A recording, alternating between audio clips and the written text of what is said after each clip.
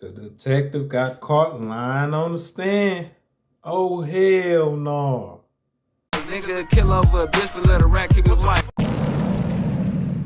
You do recall is that whoever the law enforcement officer, the detective on that day was that you spoke to, you gave him a statement, and then instead of keeping that statement, that law enforcement officer erased your statement that you gave initially, and then went ahead and recorded something else, right? That's what I was told, my understanding of it, yes. Okay. Is it proper Atlanta Police Department policy to erase the statement of a witness once it's given? No. Once a person gives a statement and it's recorded by you, an Atlanta Police Department detective, it is in fact evidence, isn't it? That is correct. And it is improper to destroy evidence by deleting or erasing it, correct? Your Honor, compound. I stand as form. You can rephrase it. It is improper as a detective to delete evidence, correct? That would be improper. It is improper to erase evidence. Isn't that true? That would be, yes, sir. The second full paragraph from the very end of the opinion where it says, judgment affirmed, all justices occur, go up 2 paragraphs from there, the second paragraph from there, and it starts with Amy Pitts, asserted her marital privilege, okay, did not testify at trial, thus rendering her unavailable at trial. The trial court admitted, and this is what I'm referring to, Your Honor, the entire recording, and we find no error under the present circumstances, and this is what I stress. However, we do caution that in certain circumstances, a caller may shift from a non-testimonial statement into a testimonial one. When Amy Pitts explained to the operator that her husband had violated his parole and that he was, quote, wanted, end quote, she came close to providing testimonial evidence. I would agree. Because the crime was still ongoing, and I stress this, in her presence, immediate presence, however, the primary purpose remained the prevention of immediate harm to herself, and her statements regarding her husband's parole violation were made to illustrate the prior difficulties that made the current situation such a dangerous one.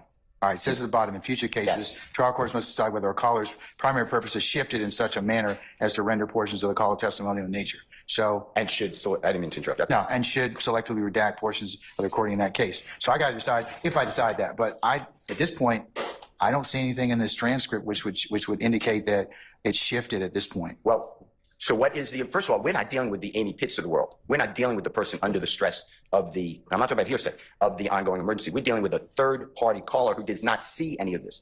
That No, but the third-party caller is right next to the person who has apparently some particular person that may or may not have been involved in this particular circumstance, but in their apartment. No. And wants the police to come to get them out of that apartment. No, if they wanted the police to come, Well, that's argument. That's for us to decide. No. If I decide that, well, then that jury will weight it accordingly.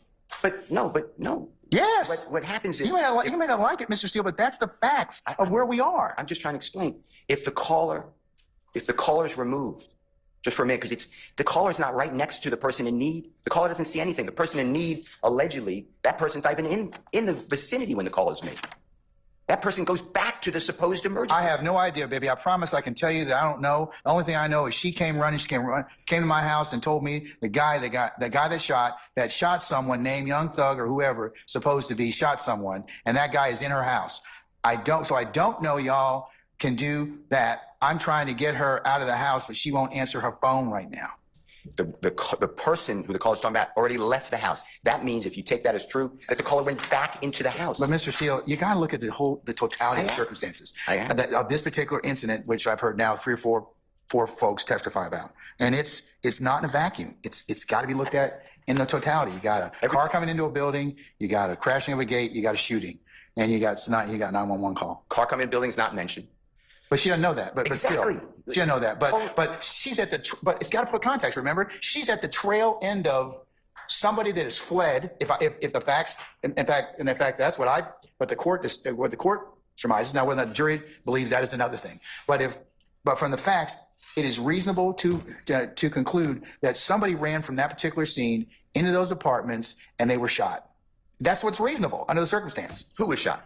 We don't know. Exactly. But that's for them to decide. No. That ain't for me to decide. That's a weight versus admissibility issue. If we can cross-examine. Oh, well, no, it's kind of like Yes. Ordinarily, yes, but this is one of those circumstances that I'm sorry. I'll make a ruling and we'll see what happens. Well, I know what will happen if you make a ruling. I'm going to follow your ruling. But I know that, but it bothers me that you won't be able to do that. But that doesn't make it not inadmissible. this is an un-American trial to allow in a Why now? Why you want to make it un-American? We all follow the rules of evidence, Mr. Steele. Okay, some of them, work out fine. But remember, when you admit evidence, the overarching thing of our rules of evidence is the admissibility of evidence and the highest and best evidence for us to use. Now, depending upon where you fall on the continuum, sometimes that evidence may cut for you and may cut against you. I don't disagree that you don't have a right to confront, but and Crawford and his progeny, guide my direction and my analysis. So that's what I'm going to do. I'm not saying that I don't disagree with you about anything about the fairness or otherwise, but remember, I'm the referee. So I understand. I'm not questioning the Honorable Court. No, I understand. But I want you to understand, I get it, but these are the facts I have. But we may disagree, but let me talk more about the facts, because I keep feeling like I'm not articulating and I'll just going to piggyback on what this Honorable Court just said. The overarching purpose of a trial is for the jurors to have the best and highest evidence. The overarching way that we get the best and highest evidence is through the crucible of cross-examination. That is not only statutory, but constitutional. And what we have here is you potentially will find an ongoing emergency. If you find that, and I'm not conceding, I'm going by what you said, how is it, and I'm answering your question, when you said, if I find that it's an ongoing emergency, am I done with the Confrontation Clause? And I said, Your Honor, no, because the part that you just read, that would have to be redacted. How does that go to an ongoing emergency? By naming Young Thug, how does that go to an ongoing emergency? The caller doesn't know Young Thug. The caller says, the way I listen to it, Young Thug may have been shot or shot someone, however the listener hears that. But she starts with, the question is, so who was shot? I have no idea, baby. I promise you, I can't tell you all that I don't know. The only thing I know is she came running. She came to my house and told me that the guy. Now, why is that? Because you got a present sense impression, or you have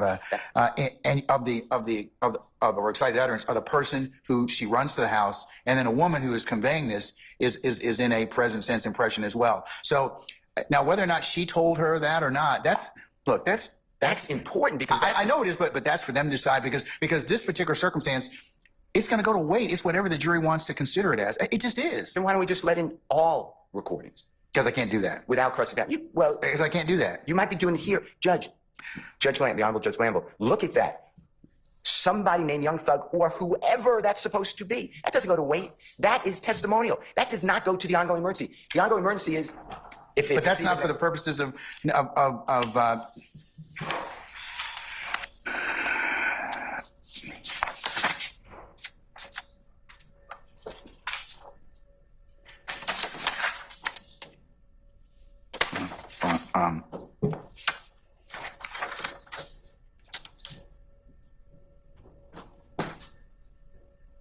well, that's one of the things I got to decide. So.